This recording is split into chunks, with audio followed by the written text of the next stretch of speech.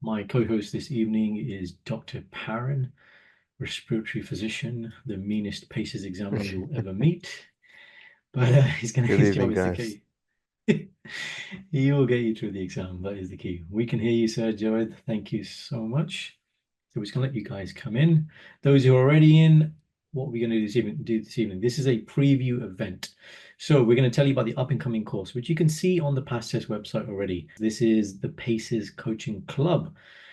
You guys, I think, are the fourth or fifth iteration that are going to be going through this. It's been going extremely well, extremely popular because you're getting hands-on experience with live actors doing real scenarios. And today, one of you will be doing a real scenario, a real PACES scenario in time conditions with our wonderful acting team. And this is to show you a sneak peek, a teaser, as it were, as to what the live course will be like. Okay, welcome. So these are the rules of engagement at the moment. Mic's muted, please. Cameras on and get involved. Paran will be manning the chat box in the first part of this talk, and then I will be manning it as we go along. Let's be very clear. Why are you here? Well, this is the result that we're offering. We are offering you that when you complete the coaching with us for this PACES communication course, you're going to leave feeling prepared, confident, and empowered. And the reason and the way you're going to do this is we're going to teach you three things, three simple things to smash the exam. And those are these. One, structured knowledge. Now, I say structured knowledge, not great knowledge, because when it comes to PACES, guys, you have a limited amount of time in which you have to essentially impress somebody that you don't know, they don't know you, they don't know how good of a doctor you are, they haven't seen you in research, they haven't seen you on call, they know nothing about you. But in those 8 minutes, those 10 minutes, you have to be cohesive, you have to be organized, you have to be structured in your mind so that they understand that this doctor would be fine if I left them overnight to manage the take. So it's not great knowledge you need structured knowledge. It's knowledge that you can reliably, quickly call upon in the stress of the exam. And we're going to teach you how to structure that knowledge. Number two, you're going to learn how to compound your practice. Our mantra is very simple: progress, not perfection. Okay, there is no such thing as perfect communication. Today, you're going to be doing a scenario, and that scenario could be done 10, 15, 20 different ways, and they're all fine. They're all going to give you a high pass. So it's not about imitating my style of speaking or imitating Paran's style of speaking. You will have your own style of communication, but we're there to sharpen and hone it and give you the skill set so you can nail any communication station. And number three, guys, is simply the mindset to succeed. There are too many people who are doing PACES who are scared of the exam. There is nothing to fear. Hundreds of thousands, if not millions of people have passed PACES exam. So let's not put this exam on the pedestal. Let's do what needs to be done. Let's play the game at the highest level, because that's all it is, guys. It's a game. You know, it's not a true reflection of how good a doctor you are, much like the driving test, but let's get you through it. So how do you do that? Well, you're here, starting strong. And with that, the PACES Coaching Club, the collaboration between us, the MedEx team, and Pastest. Here's how the course works. It's very simple. This is our second mantra: KISS. Keep it simple, stupid. 3 circuits. Here's how the circuits look: 2 minutes reading time, 10-minute scenario, 1 minute reflection, and 12 minutes for feedback and discussion. Now, in the actual PACES, the new format, you get 5 minutes of reading time. But in the interest of giving you more cases and getting more active time, we're going to be doing 2 minutes of reading time. But we're going to show you how to use it. So when you do come to having that 5 minutes, you'll be absolutely flying through it. When you're in the scenario, you're going to be doing it live with the actor, and all your colleagues will be giving you feedback as well, in addition to us. Remember, everybody will see all of the scenarios. So the fast track package we're offering for this is a 2-day standalone course. You're going to get 6 hours of live scenarios, live teaching, world-class teaching from 2 qualified consultants who have both passed PACES in the UK, real-time feedback and accountability. Now, this is the key. It's the real-time feedback and accountability. This all comes in for an investment of £149, but because you're all here today, we're going to offer you a very special offer and deal. And for all of you attending today, for the next 48 hours only, it's been reduced by 15% to 127. Here is a discount code. If you want to click, if you look at Lisa, she's already put the link in the chat box. You can use the MedEx 15. Like we said, limited number of spaces. We're going to limit to 50 spaces. So there's nearly, I think, 400 of you now in the call. It's limited to 50 spaces for this course. Now, important note here. This course is not for you if you're expecting lectures and theory. It really isn't that, guys. This is well beyond that. If you want to learn the theory, go and read it in the books, watch videos, do all that outside of this. This is not that. If you want to be spoon-fed information, it's not that. And if you only want to watch other people but not get involved, it's not for you. But it is for you if you want and need stress testing and accountability. You want to receive world-class teaching. You want that success mindset to pass PACES, and you really do want to flourish as a registrar. We're not here to make you parrots. We're not here that you can smash comm stations, but in real life you're useless and you can't break bad news and you can't consent people and you can't do DNR discussions. This stuff really works. So, in the words of Thomas Edison, a vision without execution is simply an hallucination. So we are here to show you and deliver on the execution. So why is the failure rate so high amongst IMGs or overseas doctors? Well, guys, remember there are 5 themes which are essentially assessed across comms, okay?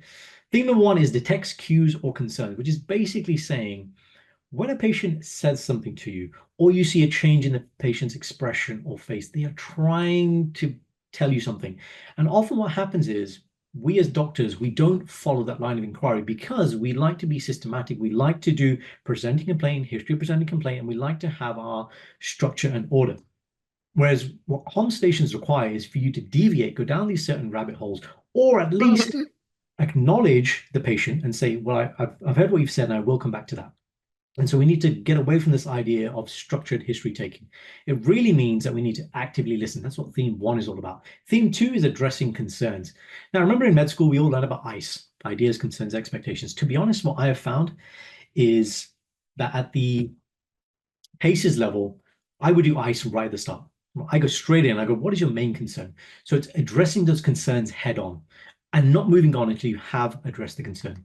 Number 3 is building relationships. Building relationships basically means building rapport, but the number 1 thing that people struggle with is this idea of demonstrating genuine empathy. Empathy is not the same as saying sorry. And I think a lot of people get confused with that and they keep saying sorry repeatedly again and again and again. Whereas it's not about that. But we will show you how to demonstrate genuine empathy. And to be honest, guys, a lot of empathy just comes with pausing. Pausing is powerful. But a lot of us, we think the time is so limited that we keep rambling on and on and on. But really, sometimes we just need to pause, wait, and then come in. Number 4 is providing structure to the consultation. So a lot of the time what happens is we dominate the consultation. We do most of the talking and we ask several questions at once, which remember, when you're medically trained, fine, you understand that. But when you're a patient, and remember these actors are professionally trained, they are not going to be able to process all of that information at once. And number 3 is not having this rigid structure and following the patient cues. And finally, theme 5 is explanation and planning. So the most important thing here that I found is this number 3 here. Not giving the patients enough time to process the information and giving the correct type and amount to the patient. So that was just a brief summary of the 5 scenarios. What we're going to do now, guys, is we're going to move into the actual live scenario. So what I need at this point, guys, I need a volunteer. So I'm going to ask you for a number 1 who wants to do the live scenario. So our actor is already in the call as well. They're going to come on. You're going to do a scenario with them in time conditions. Now, this is being filmed and it will be used in promotional material going forward. So we're just going to let you know that first. We need somebody who has a stable internet connection, obviously has a working camera and has good audio. So guys, I need a volunteer, please, in the chat box. Give us a number 1 if you are wanting to do the scenario.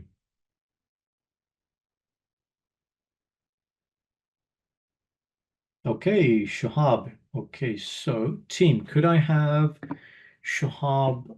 Oh, Shahab, if you could open your camera for me and turn on your mic.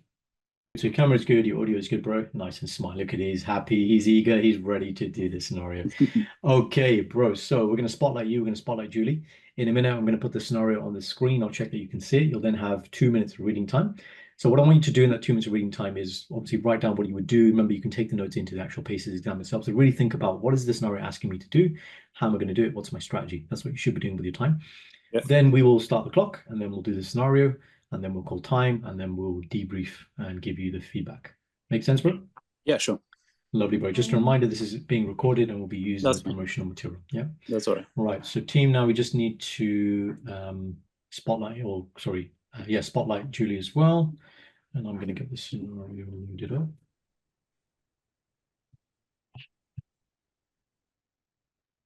Okay, can everyone see the screen? Yep. Perfect. Okay, the scenario is on the next screen. Paran, you ready with the timer? Give me 2 seconds. No problem. Julie, can you see Shuhab? Yes, I can. Lovely. Yes. Shahab, can you see Julie? Yes, I can. Sorted. So, Intro, Shahab, are you sitting PACES soon? Yeah, just in a couple of days, actually. Couple of days. There we go. You should be really sharp, man. Right, guys, you're about to see some expert, some registrar level. Here we go. right. Right, Everyone so ready? everyone's ready. Paren, you ready with timer? Cool. Yeah. Okay, so scenario coming on the screen. 3, 2, 1.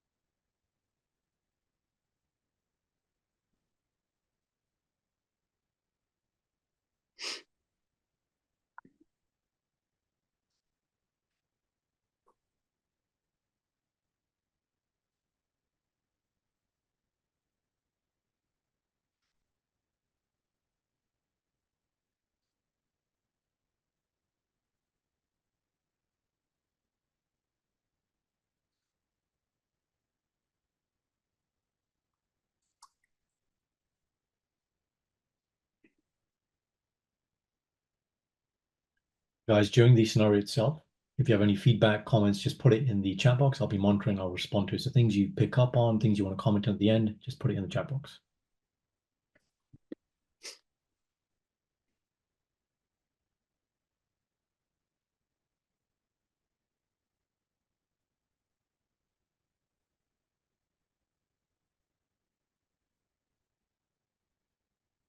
Okay, so Harb, your 10 minutes starts now.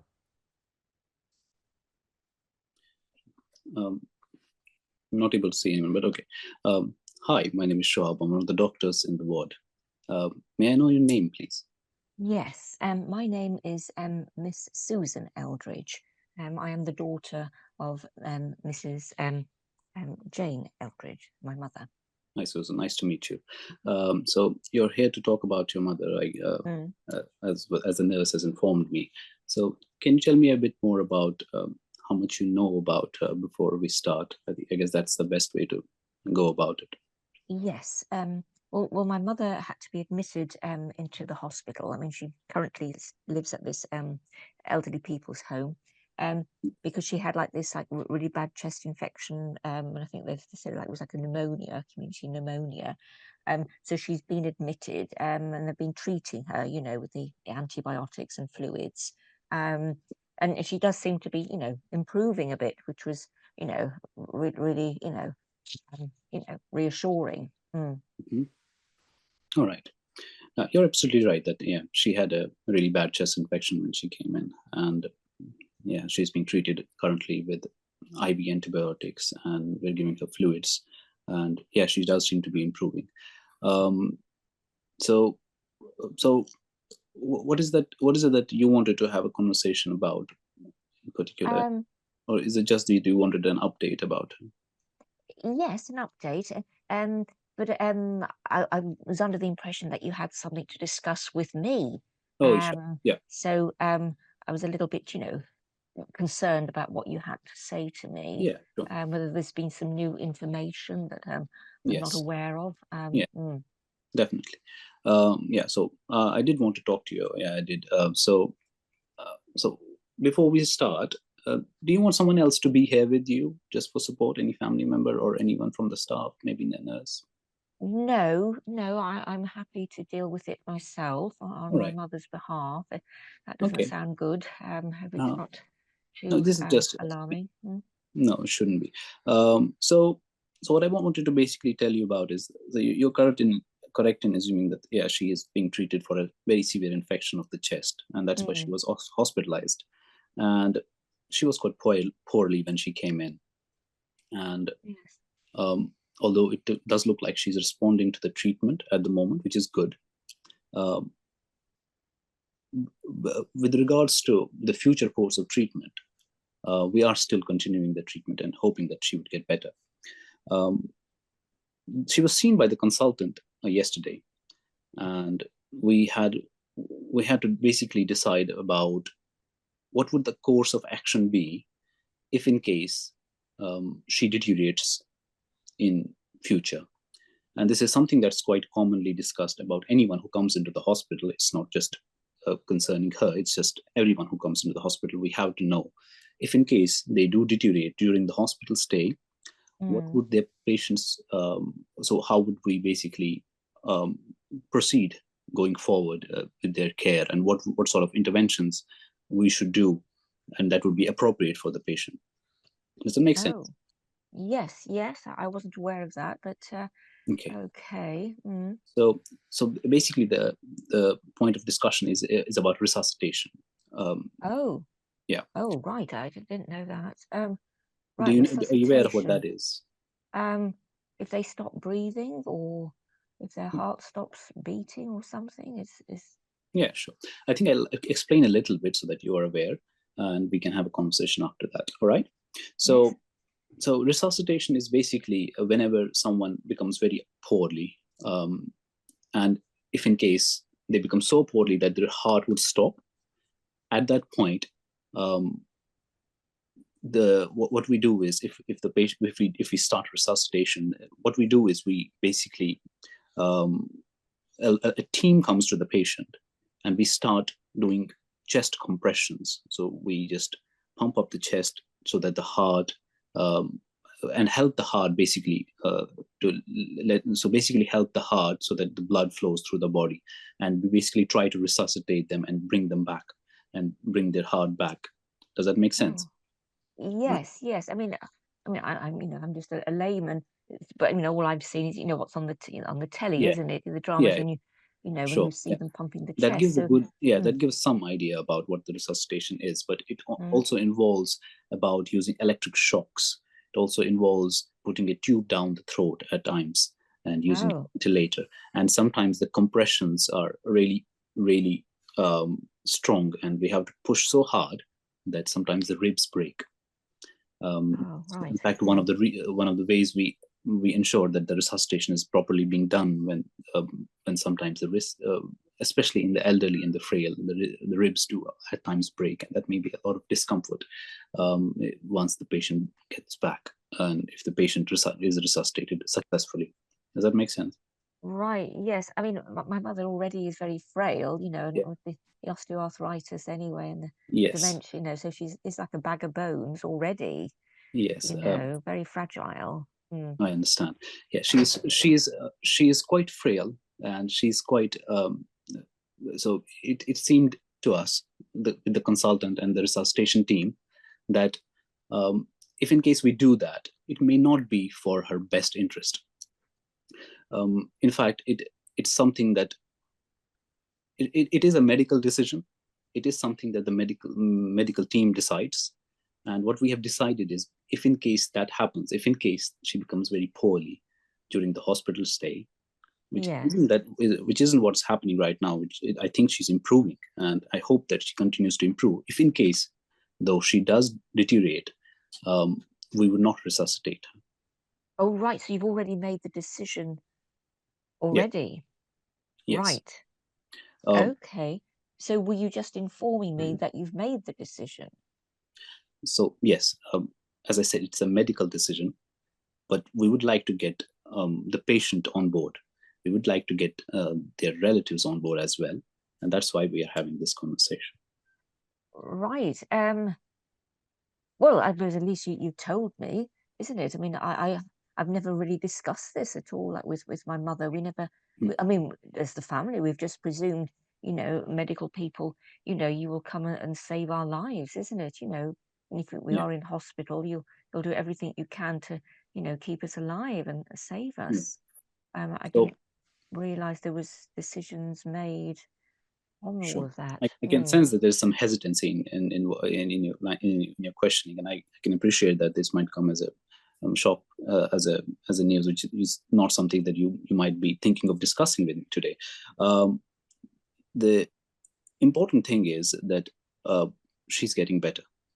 Yes, I mean, and I've seen that myself. But are you saying, are you not telling me something? Maybe she is deteriorating, and you don't want to tell me.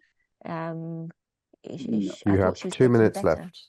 No. So basically, first of all, it's important to know that not being for resuscitation does not mean that we're stopping treatment at any point. We are still continuing with the treatment. We're still giving her antibiotics. We're still giving her fluids, and we are hoping that she would make a good recovery. All right. Yes. And we're hoping that she would be discharged. And that's what we're trying to do. But it is important because we can't see the future. And if in case some patients can deteriorate and do deteriorate, and if that does happen, our opinion, our medical opinion, is that it might not be suitable for her. In fact, it might be it might not be in her best interest for her to resuscitate. Right. At any point, I don't want you to think that we're not treating her to the fullest. We are actively treating her infection, and she is improving. All right. Right. Yes. I mean, I want the best done for her. I mean, she may be 84, but she's still a human being. I just don't want her to suffer in any capacity. Yeah, exactly. That's the point of it. As that's what we think as well, because she's quite frail, and if in case we do the resuscitation, I said that that could cause the ribs to break, and that can cause a lot of discomfort. And I don't think we should go that route. No, I mean, to be frank, I don't think she would survive all of that. You Yes. know, she is very, even to touch, you Yes. can't really squeeze it, even hugging her, because you don't want to damage her. Yeah, you're absolutely right. Because of a lot of times when the patient is poor, elderly, and has a lot of comorbidities, a lot of other issues with her health, like having arthritis and heart issues, and these things are not good predictors of a successful resuscitation. So she may not even have a good resuscitation, and we may be just doing the resuscitation for. Okay, and that's time. That's your 10 minutes. Thank you. Okay, well done. Well done for stepping forward and doing this scenario. It's always quite a daunting thing to do, especially in front of so many participants today. Good So thing well I can't done. see them. We've got some interesting discussion topics in the chat, which Jazz will address in a little bit. So much. Excuse me, sorry. I'll start off by asking, so how did you think that went? So me, yeah. So I think I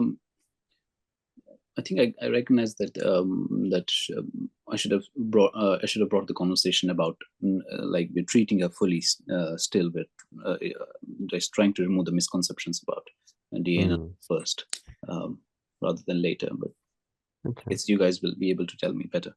Okay.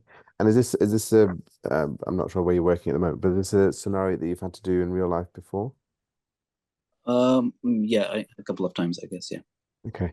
And how does your performance in real life compare to sort of how it went this evening? Obviously, time constraints are different, but sort of in your own environment, without having 100 people looking at you, how do you normally do in those scenarios on day-to-day practice? I probably think it's better than what I did today. Okay. And again, that's just a testament to the fact that the PACES exam is a poor exam of actual performance. Yeah. But it's still arbitrarily done. Okay. Obviously, we know that in the actual exam you have 5 minutes, but we've given you 2 minutes. How did you use that time to prepare for the scenario, and what was kind of going through your mind at that point? Sure. So I made some notes.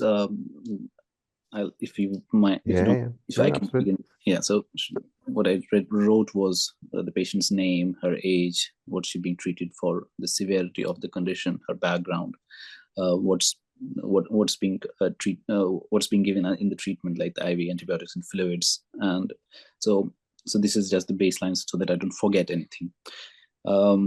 so this was a case of breaking bad news in a way, I guess. So what I wrote was I divided it into multiple sections.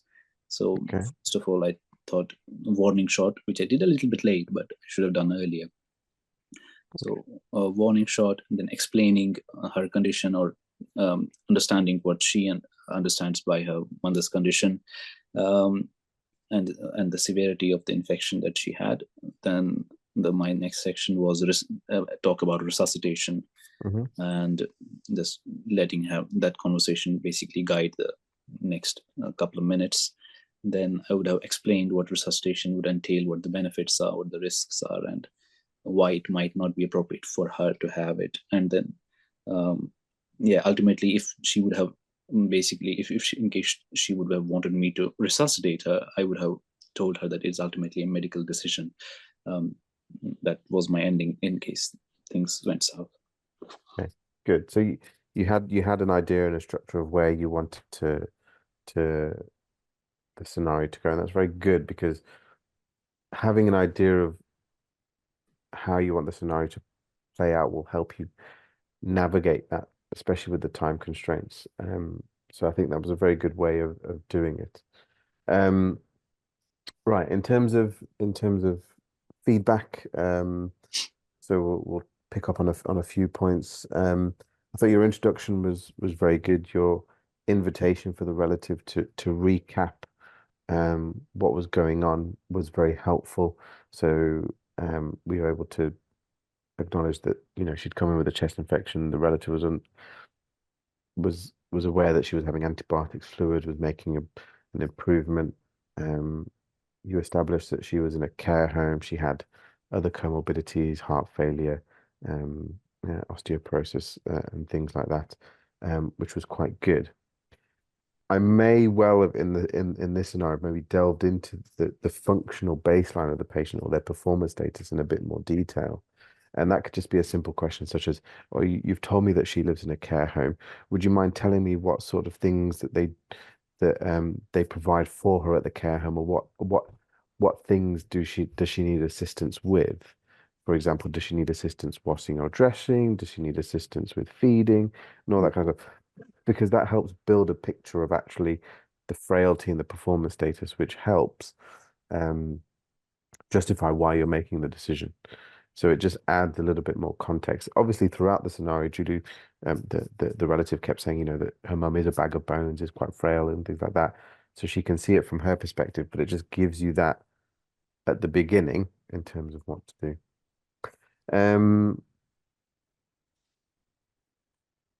So then you gave your kind of almost warning shot about, you know, a family member if they wanted anyone present with them. About it, and then we talked about the decision about DNAR. I think at this point there was a little bit of, correct me if I'm wrong, a little bit of hesitancy to kind of broach that subject and mention the words resuscitation or do not resuscitate. So it kind of it could have been a lot slicker. And again, I say that because of the interest of time that you have. Normally what I say is, so look, I've come to have a chat to you to have some discussions about, you know, what would happen in the event that actually your mum got more unwell and got worse. And by that, I mean decisions about resuscitation. Yeah, sure. So it kind of straight in there. Now, in real life, the decisions about resuscitation usually happen in a select number of scenarios. One, in a case like this where they're getting better, but actually long term they're frail, so we're thinking for the future, or you're in resus, the patient's septic and is actively dying, and that's a different conversation. In a situation like this where she's doing well, she's stable, she's getting better, but we're thinking about things for the future, and make sure you're really early in terms of the reassurance, because it can feel like it's coming out of nowhere. And like the daughter mentioned, you know, are you holding back information from her, or not giving her the full picture? So as soon as I mention it, I say, look, I bring this up not because I think this is going to happen imminently. In fact, I think I agree your mother's making a great recovery, and I hope that she makes it out of hospital. I bring this up because I think it's something that's important to discuss, particularly as patients have comorbidities or get older, etc., etc. And it's always useful to have these discussions when you are available, as opposed to being in an emergency scenario where we can't contact you, or et cetera, et cetera.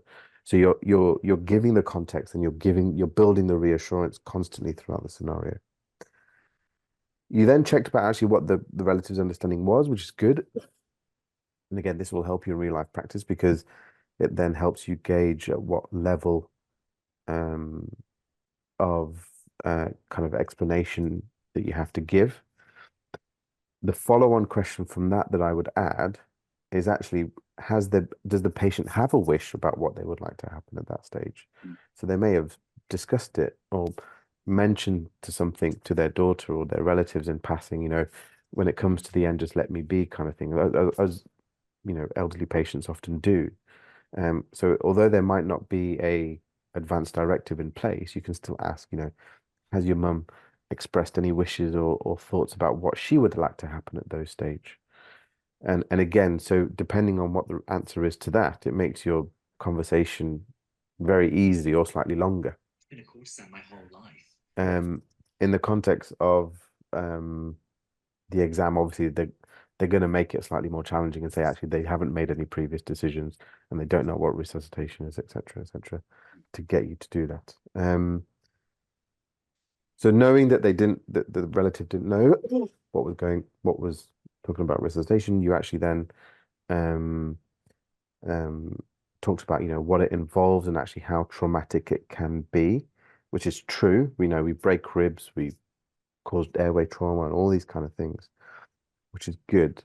What I would counter that with is what the opposite would be if we did put the DNAR in, and actually you want to sell that as the better option. So, in the event that a heart or breathing stop with, for whatever reason, we would let your mother pass away with dignity, without suffering, without any pain, and being surrounded by loved ones, as opposed to the undignified death of 20 people doing chest compressions.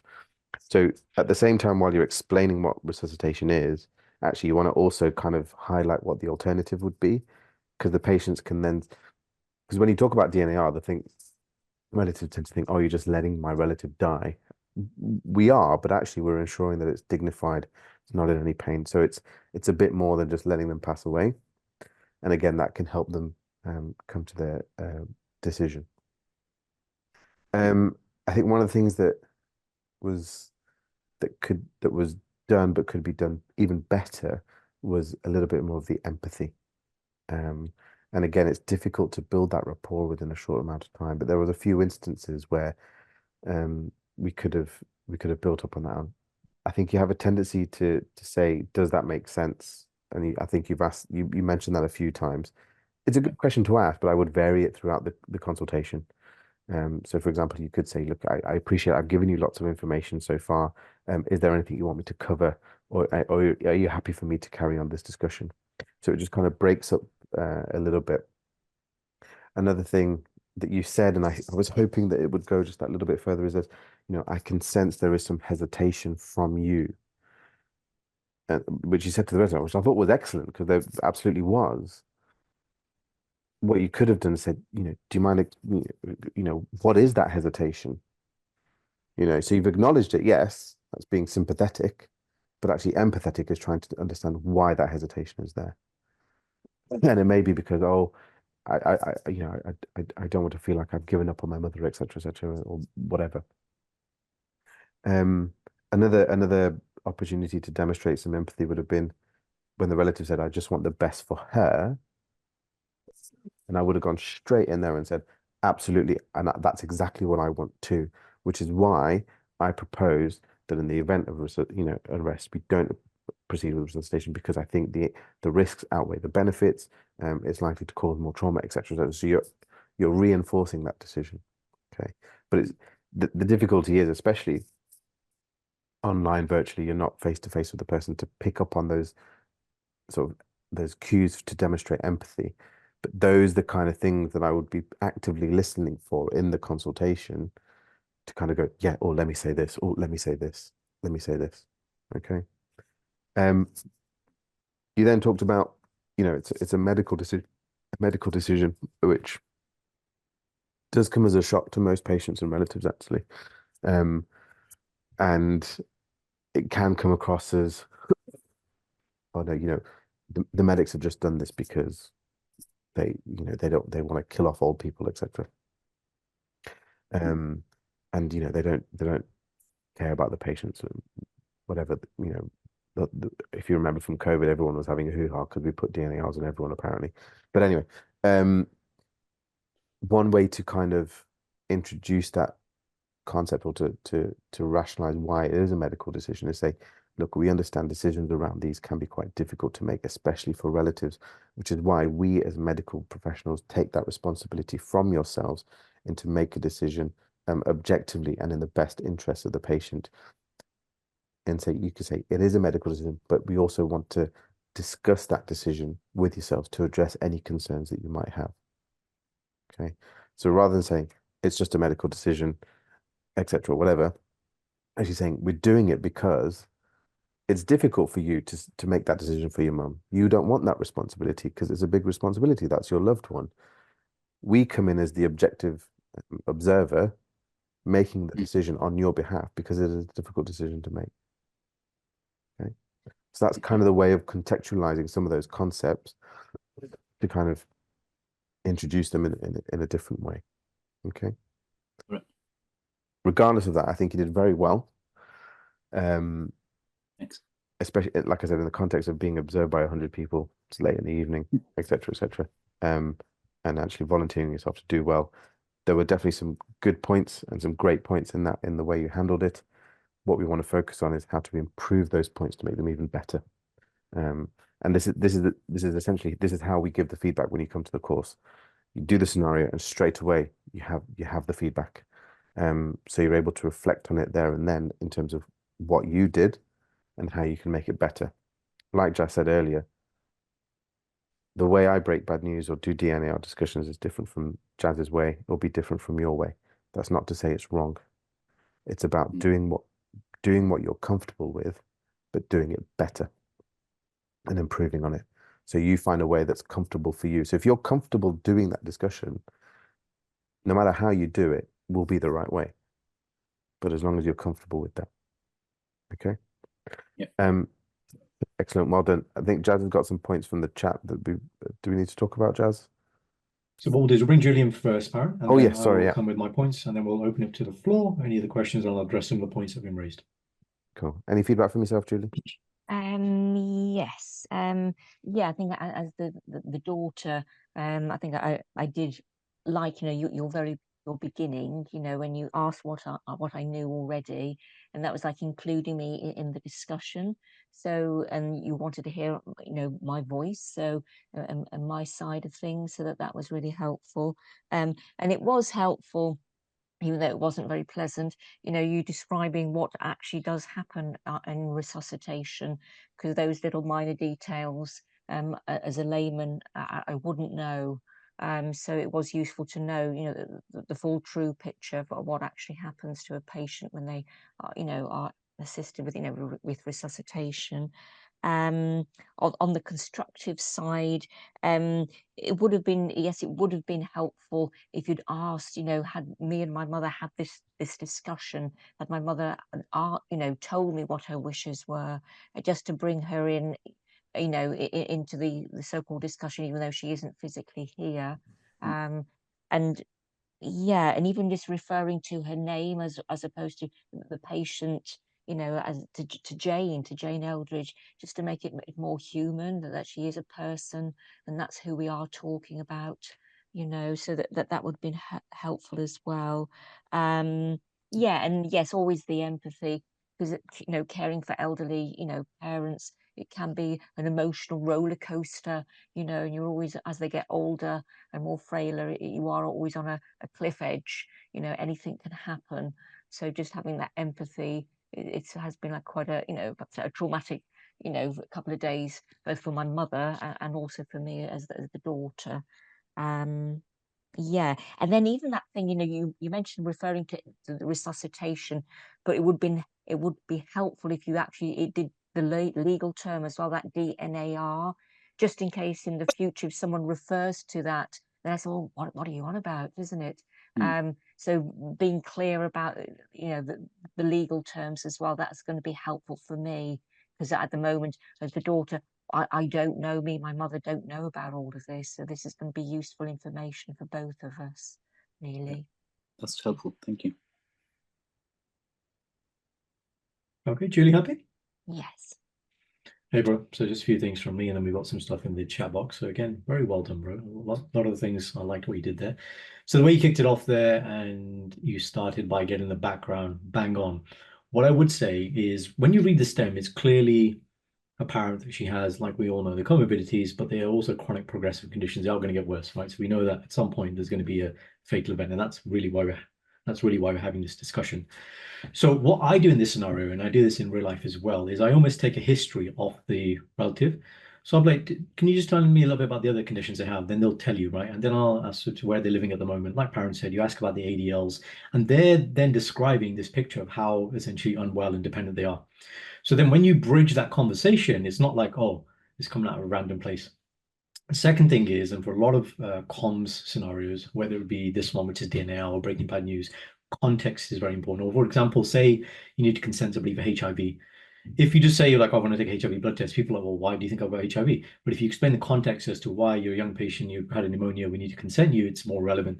So in this scenario, what I like to do, and this is a personal style thing, you can use it if it helps you show up, I use rhetorical questions. So at the point where I introduce the word resuscitation, I then say, so what is resuscitation? And then I just define it, right? Definitions are very important. In the same way, you know, when patients come in and you say, why have you come in today? And say, I've got palpitations. And I'll say, okay, just before we carry on, what do you mean by palpitations? So getting their definition and your definition on the same page, very important. Because trust me, when you say resuscitation, especially in these scenarios, they hear palliation. They hear you're stopping everything. And actually, in part of the scenario, I always differentiate. I say resuscitation is not the same as palliation. And I define both terms. So definitions as you go along are very important. In the same way, if you use medical jargon, we always say, you know, explain it very quickly. There's one point where I think you asked her, you know, what do you want to talk about? And then she said, no, I thought you've been, you know, you want to speak to me. So I wasn't sure where you're going with that, but then you quickly knew what you wanted to do. So that was fine. The destigmatization, I did like that. You said, we're going to have this discussion. I'm not just having it, you know, with your mom. We have this a lot of the time. That's good. Normalizing the situation. What Julie said about referring to the patient, yes, in real life scenarios, like here, I start saying the word mom. I was like, so mom is getting better, and mom, or, you know, your mom. It's just a softer frame than using the patient. Now, this question about stating it's a medical decision, it absolutely is a medical decision, but how you bring that in is very important. Here, when you brought it in, now you obviously were focusing on the scenario, but if you saw Julie's face, she was a bit like, oh, so her face was basically saying, so then why are you just telling me? Have you just come to convince me of the decision? Because then the next point, she actually asked you that question, have you just come to convince us? And you were like, yeah. And then you were agreeing. Obviously, I know that's not what you meant. So using the frame, it's a medical decision. This is where I normally use it. Normally in a situation, at some point, the patient or the relative, whoever's you're having a discussion with, will ask you, oh, is this a decision that we need to make? At that point, I bring it in and say, no, actually, it is a medical decision. But best medical practice is that we speak to the family and relatives as appropriate to involve them in the decision-making process. But that's always easier once you've already asked them what their thoughts and opinions are about it. Yeah. So I wouldn't, so here, I mean, I felt the conversation was going well, that you didn't actually need to, it didn't sound like she was not agreeing with what you were saying. You had her on side, you explained things. You didn't need to say, this is a medical decision, because it kind of then pushed her away a little bit, and that you were trying to convince her. The other things that people are saying in the chat box. So guys, yes, stems classically are a little bit vague. You're going to assume here that you have consent from the patient, also that she doesn't have capacity here, and that's why you're having the conversation. I think explaining the detail of CPR is a good thing. There are certain things I tell people not to say, like we all like saying, you know, we'll have to jump on their chest. Get away from that phrase. You didn't say that, but a lot of people like saying that phrase. That's a bit too graphic. But explaining and saying that, you know, oftentimes when we do proper chest compressions that can break the ribs, that's a fair thing to say. You're not trying to scare them, but you're giving them the fair kind of thing. And actually what I like to do, I actually bring in stats. So I'll say, you know, in the hospital, you know, there's a 20% chance of successful resuscitation in a healthy young person. That's what I'll say to people. That's just a stat, and it helps them contextualize the chat that we're having. Other than that, bro, I thought it was good. Everyone else is saying a few things about advanced directives, and they're asking about wishes. So the wishes part, what I would do is once you've got to the point where, and the whole framing of this is a planning discussion. Yeah, that's what Param is trying to say. The context here is planning. It's not that she's about to die. She is getting better, but we're planning for the future because you've taken the history and you know these are chronic progressive conditions. They will, over time, she will get weaker. And therefore the chance of this happening, and by happening, I mean the heart or the lung stopping, is higher. So when that comes, has mom ever spoken to you about what she would want to happen in that situation? Most of the time, nobody's had this discussion. And for the purpose of the scenario, they'll say, yes, this has never been discussed. Then you come in and say, okay, so what we need to now discuss is about resuscitation. Here's what resuscitation actually means. And then I'll say, here's what it's not. And then I'll say, this is what palliation is. And then I'll just carry on. And then you should be guided by, because you'll get confused looks from the patients. And before I carry on, does that make sense? Is there anything else you want me to explain again before I carry on? And you kind of just break it up, chunk and check as you go along. Does that make sense, Ro? Yep. Yeah, I'm just looking at chat box, see if anything else is coming in now. Do we need to mention to the examiner that assumed patient consented? No, that's fine, Naeem. That's assumed here. What if the doctor refuses DNAR despite all explanations? Good question. And there is a scenario actually that we do where that actually does happen. So remember, the point of this scenario is not actually to convince them. So here, you can even leave it and say, I've given you a lot of information, Jane. If you want to just have a think about things, and if you have any other questions, please feel free to write it down. I'm happy to come back and discuss. So that's one thing. You can actually leave it open-ended once you've given the information. The point of this is not to walk away with a signed DNAR. That's not that. If you have a patient who is really disagreeing, then yes, obviously they are entitled to a second opinion from a second objective medical consultant. And you can say that. So you've done the bit, given the information, explained the pros and cons. And if at that point they don't agree, you say, okay, what will happen now is we'll have a independent medical consultant, the second consultant who's not been involved in the main care of your mother, and he will come and look at the case, and then we will have another kind of roundtable meeting. Okay. Right, guys, so no other questions. Lovely. Okay, excellent, Club. Well, I want to wish you well for your PACES exam, bro, which you've got in a few days. I'm sure everybody wishes you well. The key, bro, is confidence. You know what you know. It's all in your head. So it's just delivering it in that calm manner. Your manner, your rapport is good. So keep it nice on the day. Remember, it's a very important thing. The patients, the actors are not there to fail you. They do not want to fail you. That's very important. Okay. Good, guys. So you can come off camera, bro, and we'll just finish up the webinar.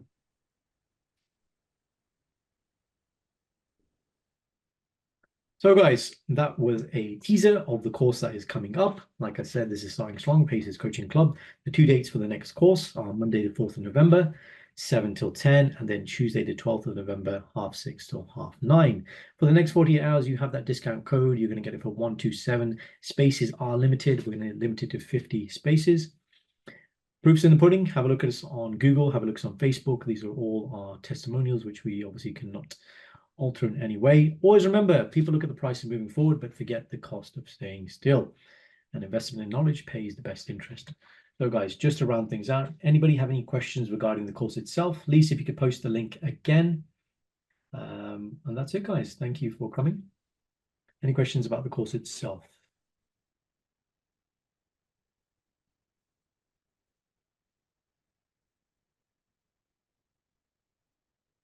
Imrose, I think you have do you have a question? I think you put yes, but what is your question? Thank you, Helen. Thanks for attending. Sirat, thank you. How many one-on-one sessions in the course? There are no, when you say one-on-one, so this is a group course. So it'll be similar to this and be limited to 50 spaces. But at the next course, we then will tell you about the one-on-one course that we also do run. That's for people who really need more help. So currently we've got 5 people that we're coaching on a one-on-one level. So that will become available. If you're obviously at that point and you want to do the one-on-one coaching now, then send us a message and we can set you up with that. Is there one in December or January? So December, we're going to take off, guys, but January, we will be having a course. The date is just being finalized. Is the course link on the main Pastest website? So I think Lisa's just, go to online courses and Pastest website, but the link has been posted. Please share the course details. Hussein, we're just going to post it again on here. There we go. There's the web link, guys. Everything is on there. Discount code, yep, I'll just pop it in here. So it's MedEx 15. There you go. Lisa beat me to it. Very sharp. So with those guys, you're going to get the two, obviously the 2 evenings. You're going to be with Julie, live scenarios, and it's just that thing. You can watch videos, you can practice with your friends, you can practice on your own. It's fine, it's good. But until you're doing realistic scenarios with real actors in time conditions, you're never going to get as close as you can to the real exam. And that's really what we want to do. Penelope, hello. How can I get one of the one-on-one sessions? Okay, give me a second, Penelope. Actually, what I'm going to do, guys, is, all right, anybody who's interested in the one-on-one sessions, I'm just going to put my number here. Send me a message and just have your name and just write Legacy PACES. That's the one-on-one PACES package that we do. That's the number. Anyone who's interested in one-on-one coaching, so there's a couple of different packages we offer for that. Again, that's super limited because it takes a lot of our time and effort, and there's a lot more that goes into that. You obviously can be getting much more in terms of one-on-one, loads more scenarios, lots more feedback. Anybody's interested in the one-on-one, we're going to be telling you about it on the course that we've just told you about, the 2-day course. But if you're interested at this point, if you haven't got much time and you want to go straight to it, Helen, yeah, no problem. My number's there, 07900 372 454. Basically, the process is once you send me a WhatsApp message, I will send you a questionnaire. The questionnaire basically deep dives into the concerns and fears you've had. How many times have you sat PACES before? Why did you fail? What do you need, the most help coaching wise on? We will then set up a what we call a deep dive call, a strategy call. Para and I will join you. We'll analyze that questionnaire you filled in, and we will basically show you what we can do and how we're going to structure your sessions and your coaching to get you through PACES. So that's how the one-on-one works. So what we're advertising today, guys, is the group course, but we obviously do run the one-on-one course. It's much more selective. That's why we have the questionnaire. Sadly, we can't coach everybody on a one-on-one basis. There's just not enough time in the world. If you're interested in it depends on which what we think you need, and that's why it's all personalized. So it goes, once you goes through the questionnaire, we'll have a look at what we think you need, the number of sessions, the length of sessions, and then we'll give you the price points. That's why there's no standard price for the one-on-one course. Like this one is 149. There's no standard price for the one-on-one coaching. Depends on what you need. It's all bespoke and tailor-made. I hope that answers the questions on one-on-one, guys. Then my number is there. Just Legacy, PACES, your name. Send me a WhatsApp and we'll come back to you. Well, I will come back to you. It's going to leave. I'm still here, guys. Helen, that's fine. Just remember to send me a message. I'm still here, guys, but my mic is muted. I'll give you a few more minutes. Any other questions I can field as well.